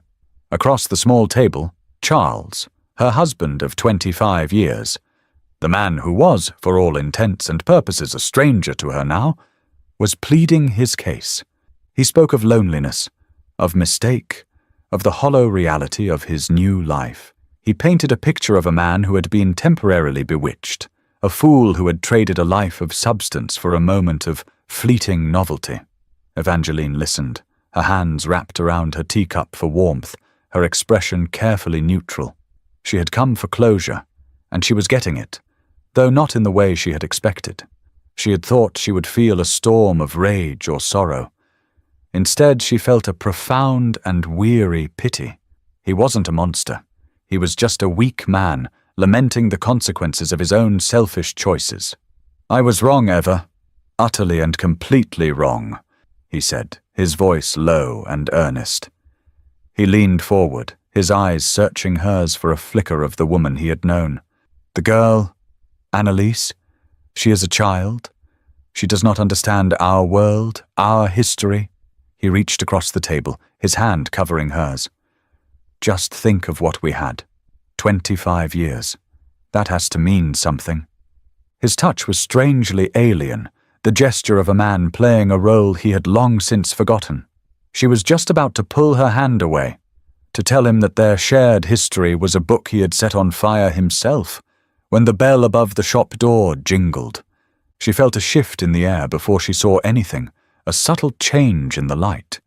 She glanced up, a polite, automatic gesture, and the world stopped. Standing in the doorway, silhouetted against the grey winter light, was Leontius. A small, hopeful smile was just beginning to form on his lips, and in his hand he held a small, elegantly wrapped book. He saw her, and for a split second, the light in his eyes flared with pure, unguarded pleasure. Then his gaze dropped to the table, to her hand, still trapped beneath Charles's. Evangeline watched as the smile on his face did not just fade, but froze, and then shattered. The warmth in his eyes vanished, extinguished in an instant, replaced by a look of such profound, glacial shock that it stole the breath from her lungs. She saw his mind process the scene. Her, in an intimate tea room, holding hands with the husband she had supposedly left. Their eyes locked across the space, and in that terrible, silent chasm, An entire tragedy unfolded. He saw a liar, a woman who had played him for a fool, who was reconciling with the man she had pretended to despise. And she saw him, the patient, honorable man who had promised to wait, his trust and his heart breaking before her very eyes. Her mind screamed, "No, it's not what it looks like. Don't look at me like that." She tried to speak, to pull her hand away, to stand up, to do anything. But she was paralyzed, pinned to her chair by the sheer horror of the moment. Her mouth opened, but no sound came out. She could only stare, her eyes wide with a desperate, silent plea he could never hope to understand. He saw her frozen expression, her wide, panicked eyes, and he read them all wrong. He saw the silence of a woman caught in her deceit, the shock of guilt, not of innocence. The pain on his face hardened, calcifying into the cold, impenetrable mask of the Duke. The man who had confessed his love in a warm conservatory was gone, replaced by a stranger made of ice and fury. His jaw clenched, a single violent muscle tightening in his cheek. He gave her one last, devastating look, a look that stripped away all the warmth, all the hope, all the fragile trust they had built, leaving nothing but the ashes of a bitter betrayal. He gave a single, almost imperceptible nod. It was not a greeting. It was a final, damning judgment. And then he turned and walked out. The bell jingled softly, announcing his departure. The sound finally broke her paralysis. With a sharp gasp, she ripped her hand out from under Charles's as if his touch had become acid. "Ava? What is it? You look as if you've seen a ghost," Charles said, startled by the violence of her movement. She didn't answer him. She couldn't speak. She stared at the empty doorway, her entire being focused on the small, wrapped book he had left on a vacant table by the entrance. A book of sonnets, she would later find out. A gift of love, abandoned in the wreckage of a misunderstanding. The tea was still warm in her cup. The conversations of the other patrons still hummed around her. But for Evangeline, the world had gone completely, devastatingly silent once more. Her heart, which had just so bravely begun to thaw, felt as though it had just been frozen solid. The delicate chime of the tea-shop bell, signaling Leontius's departure, was like the tolling of a funeral bell for a future that had only just been born. Evangeline stared at the empty doorway. The ghost of his shattered expression burned into her mind. "Ava, what in heaven's name is the matter with you?" Charles's voice was a petulant intrusion, yanking her back to the suffocating present. "You look as if you've seen a ghost." She finally turned to look at him, her husband of 25 years, and for the first time she saw him with perfect, absolute clarity. He was a stranger, a ghost from a past life whose concerns were no longer her own. The grief, the anger, the years of pain, they all collapsed into a single, sharp point of decision. "I have," she said, her voice devoid of all emotion. She pulled her hand back, the lingering warmth from his touch now feeling like a stain. She stood, her movements crisp and final. "Thank you for this tea, Charles. You have made it perfectly clear that the mistake was entirely yours, and the loss entirely mine." She placed a few coins on the table to cover her share. "Goodbye." She walked out of the tea room without a second glance. On a small, vacant table by the door lay the abandoned book, wrapped in plain brown paper. Her hands trembled as she picked it up. It was a tangible piece of the hope he had carried just moments before. Clutching it to her chest like a shield, she stepped out into the cold winter air, the weight of what she had just lost far heavier than the life she had come here to bury. Leontius stormed into Arlenmore House, his control a thin, brittle veneer over a raging inferno of pain and fury. The butler took one look at the thunderous expression on his master's face and wisely vanished into the shadows. Leontius strode directly to his library, the room where he had shared that brief, beautiful moment of connection with her over a book of poetry. The memory was now an agony. He poured a brandy, the amber liquid sloshing in the glass from the tremor in his hand. He stood before the fireplace, the warmth of the flames doing nothing to touch the ice that had reformed around his heart. He had been a fool, a twice-damned fool. He had allowed himself to believe she was different. He had looked at her quiet dignity, her intelligent eyes, her gentle warmth with his niece, and he had believed it was real. He had ignored the whispers of society, ignored his own hard-won cynicism, and had allowed himself to hope. He had confessed his love, laid his scarred heart bare, and promised to wait, to earn her trust. And she had rewarded him by sitting in a tea room, her hand in her husband's, no doubt planning their reconciliation. The memory of her shocked face, which he had so wrongly pitied for a moment, now seemed like the face of a common liar caught in her deceit. The pain was familiar, a ghost he knew all too well. It was the same cold, sickening lurch in his gut he had felt years ago when he had discovered his fiancée's betrayal. History was repeating itself, and he, the master strategist, had walked into the exact same trap. A cheerful, trilling song erupted from the corner of the room. The canary. The small, living piece of music he had bought for her, a symbol of hope to fill her silence. Its song, once a sweet promise, was now a shrill, mocking indictment of his own stupidity. With a low growl, he slammed the brandy glass down on the mantelpiece, the crystal cracking under the force. He would not be a fool a third time. The hope, the vulnerability, the man who had been inconvenienced by his own heart. He was gone. In his place stood the Duke of Arlenmore, cold, powerful, and utterly alone. He strode to his desk and pulled a piece of heavy, cream-colored stationery toward him. His handwriting was a merciless slash of black ink across the page. It was short, formal, and brutal in its efficiency. He sealed the envelope and summoned his butler. "Have this sent to Lady Harrow at once," he commanded, his voice a blade of ice. "And cancel my social engagements for the remainder of the week. I will be travelling to the country on business, indefinitely." Evangeline sat in her room at Colborne Hall, the unopened book of sonnets in her lap. She had tried to explain the terrible, tangled sequence of events to her uncle, the words tumbling out in a rush of panicked regret. He had listened patiently, his expression growing more grim with every word. "The man's a fool, but he's a proud fool ever," he had said. "Wounded pride is a dangerous thing." Just then, a footman announced a messenger from Arlenmore House. A letter. Evangeline's heart gave a painful leap. Hope, stubborn and foolish, flared within her. Perhaps he was asking for an explanation. Perhaps he had calmed down. Perhaps. She took the letter, her fingers fumbling with the seal. But the moment she saw the cold, impersonal script, her hope died. This was not the writing of a man seeking reconciliation.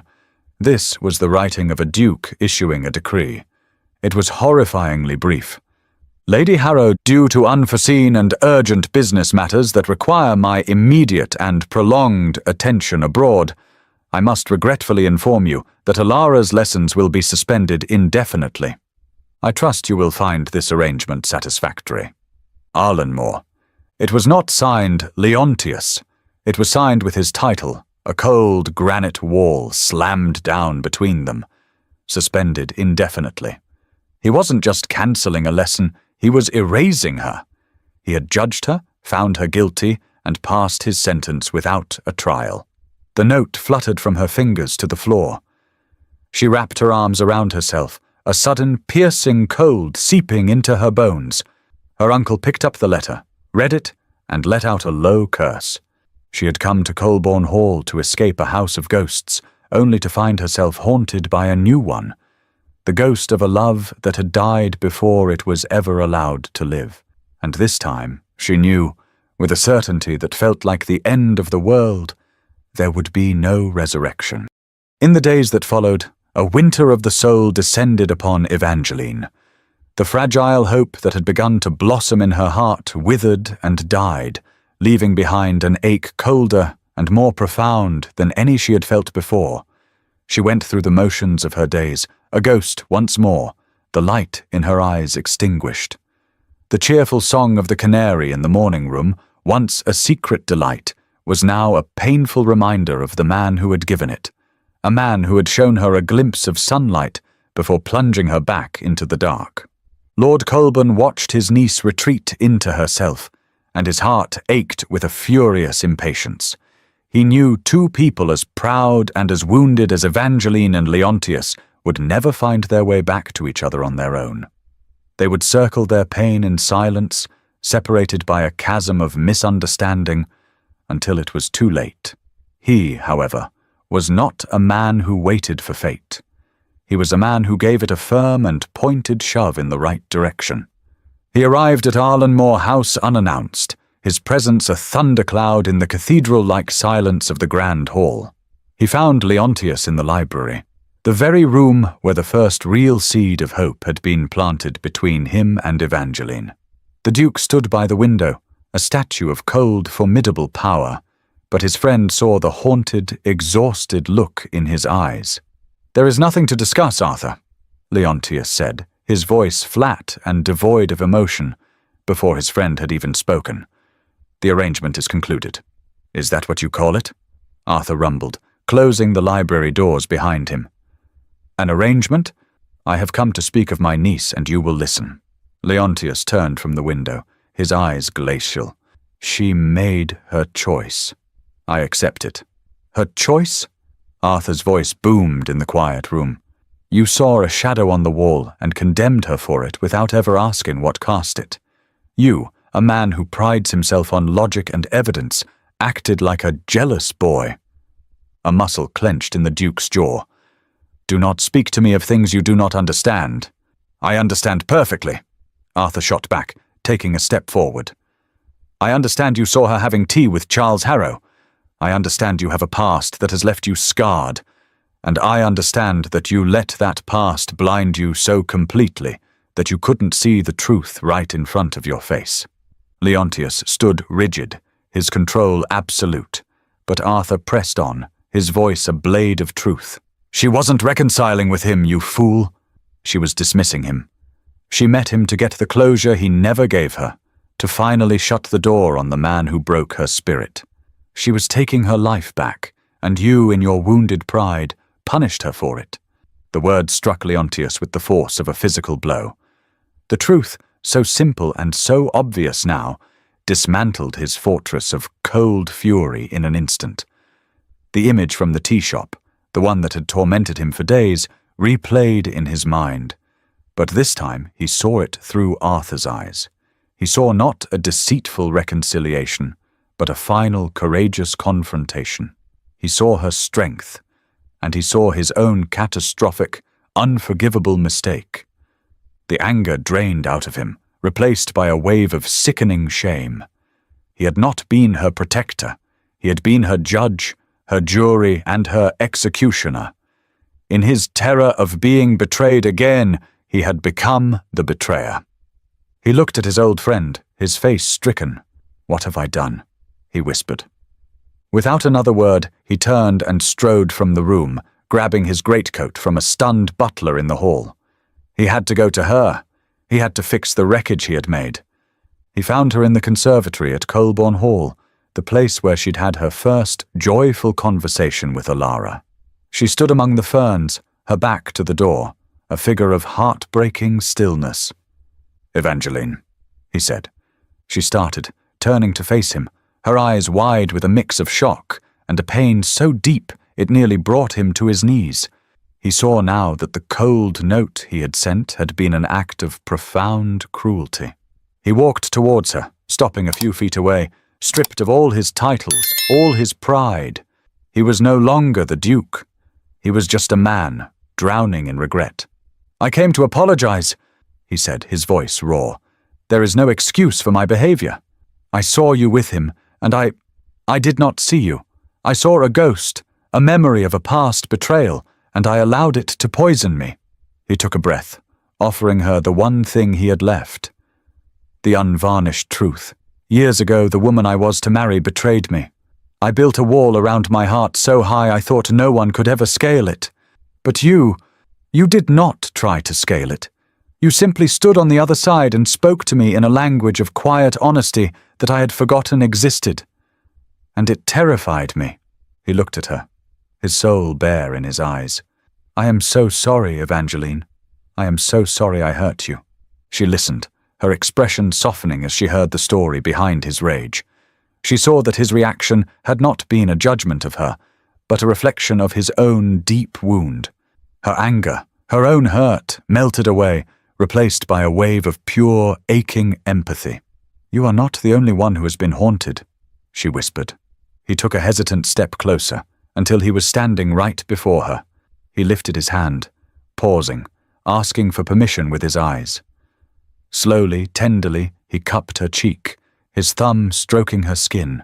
It was the same gesture from the conservatory at his estate, but this time there was no fear, no hesitation. She did not just accept the touch. She closed her eyes and turned her face into his palm, a silent surrender. "Ava," he breathed, his voice thick with emotion. He lowered his head, and she lifted hers. Their first kiss was not a clash of passion, but a quiet, reverent discovery. It was hesitant, tender, a question and an answer all at once. It tasted of forgiveness, of regret, and of the profound, unshakable relief of two lonely, shipwrecked souls finally finding a safe harbor in each other. It was the end of a long, cold winter, and the first breathtaking promise of spring. The days that followed their first kiss were like the slow, quiet dawn after a long and brutal night. The world for Evangeline began to regain its color. The constant crushing weight of the past lessened, replaced by the fragile, tentative lightness of a possible future. The fear was still there, a ghost at the edge of her vision, but it no longer held dominion over her heart. Leontius, true to his word, courted her with a quiet, deliberate patience. There were no grand, public displays, only small, meaningful gestures of a man who was, steadily, irrevocably, weaving his life into hers. He sent her books he thought she would enjoy, with passages he had marked for her attention. He would call on her at Colburn Hall, and they would walk for hours in the snow-covered gardens, their conversation easy and their silences comfortable. He learned the cadence of her thoughts, and she, in turn, began to see the deep well of warmth and kindness that lay beneath the Duke's formidable exterior. She was learning to accept happiness, to breathe it in like clean, fresh air after years spent in a suffocating room. She was beginning to believe that this, finally, was real. The seed of the final test was planted, as it so often is, by a conversation never meant to be overheard. Alara was playing with her dolls in the great hall of Arlenmore House, just outside the partially open door of her uncle's study. Inside, Leontius was speaking with his solicitor, a dry, serious man named Mr. Abernathy. Alara paid them no mind, humming a little song to herself until she heard her own name. Her ears, as all children's do, pricked up instantly. "And so you understand my haste, Abernathy," Leontius was saying, his voice firm and decisive. "I intend to make Lady Harrow my wife as soon as is proper." "A fine match, Your Grace," the solicitor replied. "Politically sound, socially impeccable. This has nothing to do with politics," Leontius said, his voice softening. "I have been alone for a very long time. It is past time I settled down." He paused, and his next words were full of a deep, paternal affection. For Alara's sake, a child needs a stable family. She needs a mother. And I have found the only woman in the world I could ever consider for that role. To Leontius and the solicitor, the meaning was clear. His love for Evangeline was the driving force, and the benefit to Alara was a happy consequence. But to the 6-year-old girl listening with rapt attention in the hall, the words arranged themselves into a different, simpler story. Her beloved Uncle Leo was getting married for her, to give her a mother. It was a beautiful, selfless act, and her heart swelled with a profound, childish love for them both. She hugged her doll, a secret, happy smile on her face. A week later, the three of them were in the drawing room at Arlenmore House. A magnificent evergreen tree stood in the corner, and they were decorating it together. The room filled with the scent of pine and the sound of Alara's delighted laughter. For Evangeline, the moment felt perfect, a portrait of a life she had never dared to dream of. She was handing a silver star to Leontius when Alara came and wrapped her arms around her waist in a fierce, sudden hug. "I am so happy you are here, Eva," the child said, her voice muffled against the silk of Evangeline's gown. Evangeline smiled, stroking the girl's soft hair. "And I am so happy to be here with you." "I know why you are here," Alara said, her voice full of a 6-year-old's innocent, self-important wisdom. She looked up, her blue eyes shining with her happy secret. "It's because Uncle Leo is going to marry you so that I can finally have a mother. He told Mr. Abernathy it was for my sake." The innocent, joyful words struck Evangeline with the force of a physical blow. The silver star fell from her numb fingers and clattered to the floor. The warmth in the room seemed to vanish, the scent of pine suddenly sharp and suffocating. For Alara's sake. "So I can have a mother." The phrase echoed in the suddenly silent room, a poison dart aimed directly at the heart of her deepest insecurity. This was her greatest fear realized. She was not the passionate choice. She was the practical one, the sensible, age-appropriate, kind widow who would make a suitable mother for his niece. She was a solution to his problem. Charles had left her for a vibrant, useless passion. Leontius, it seemed, had chosen her for a quiet, useful purpose. It was the same wound, the same humiliation, just dressed in a kinder, more respectable suit of clothes. Leontius, seeing the light in her eyes instantly extinguish, the blood drain from her face, was completely bewildered. "Alara, what are you talking about?" he asked, his voice sharp with confusion. But Evangeline didn't hear him. She was already retreating, the old familiar walls of her fortress slamming back into place. The fragile trust she had so carefully built crumbled into dust. I have a headache," she said, her voice a thin, brittle thing. She gently removed Alara's arms from her waist, the movement stiff and unnatural. "I should go. My uncle will be waiting." She turned and walked from the room before he could say another word, leaving Leontius standing by the half-decorated tree, his heart filled with a sudden, cold dread. He looked from Evangeline's retreating back to his niece's confused face, completely unaware that the innocent, loving words of a child had just unleashed a ghost he never knew existed. The final, most difficult test of their love had just begun. Evangeline found a grim, familiar comfort in the return of her grief. For 2 days she remained within the quiet sanctuary of Colburn Hall. The joy and hope that had bloomed within her, now just a painful, withered memory. She did not blame Alara. The child had spoken with the innocent honesty of love.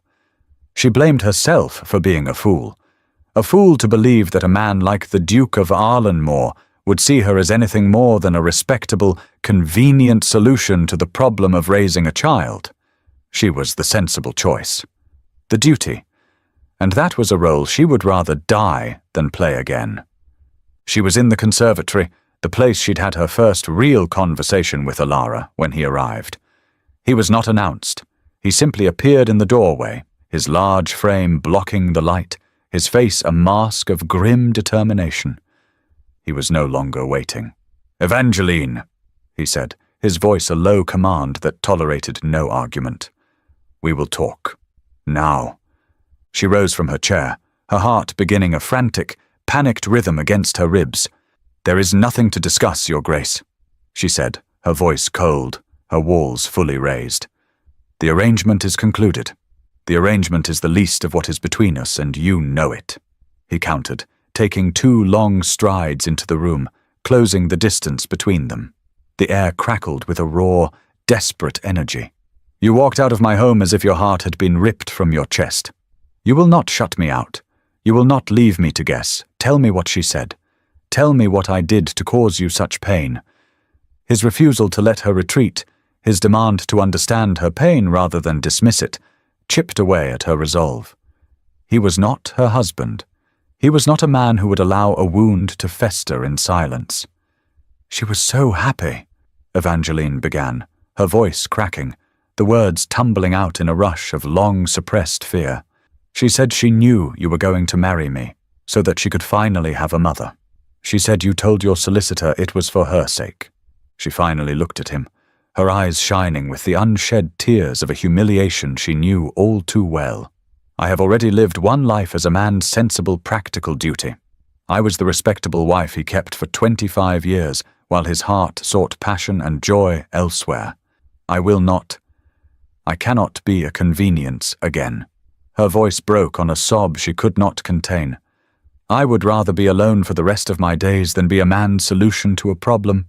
Leontius stared at her, and in his eyes she saw not anger or confusion, but a look of profound, dawning comprehension. He finally understood. He finally saw the true shape of her deepest wound, the raw, terrified heart of the woman who had been made to feel like a household utility. "A solution?" he said, his voice a hoarse whisper.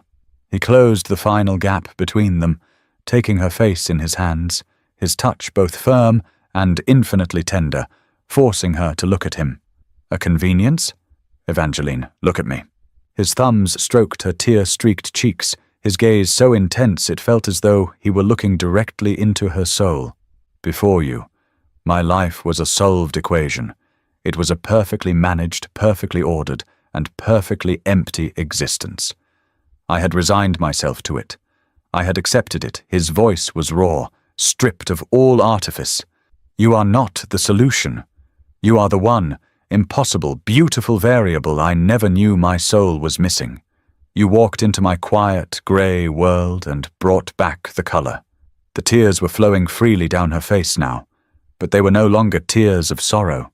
They were tears of a dam breaking, of a long frozen river finally, painfully, beginning to thaw. "Do I want you to be a mother to Alara?" he continued, his voice thick with emotion. "Of course I do. I want that more than I can say, but only because I want you to be my wife. I do not want you for Alara's sake. I want you, and I need you, for my sake." To save me from the silence I didn't even know I was screaming in. His confession was absolute, a raw and undeniable truth that shattered the last of her defenses. He was not offering her a position. He was offering her his entire, broken, and beautiful heart. "Marry me, Evangeline," he pleaded, his forehead resting against hers. "Not to be a duchess, not to be a mother. Marry me to be my wife, to be my partner." He pulled back just enough to look in her eyes, his own shining with a desperate, hopeful light. "Marry me, and be my home." The fear was gone. The ghosts of the past were vanquished. In their place was only this man, his love a fierce and gentle sanctuary. "Yes," she whispered, the single word a lifetime of pain and hope wrapped into one. "Yes." He let out a shuddering breath of pure relief and lowered his head, his lips meeting hers. This kiss was not like the first. It was not hesitant or questioning. It was a kiss of profound certainty, of a promise given and received, of two fractured souls finally, completely becoming whole.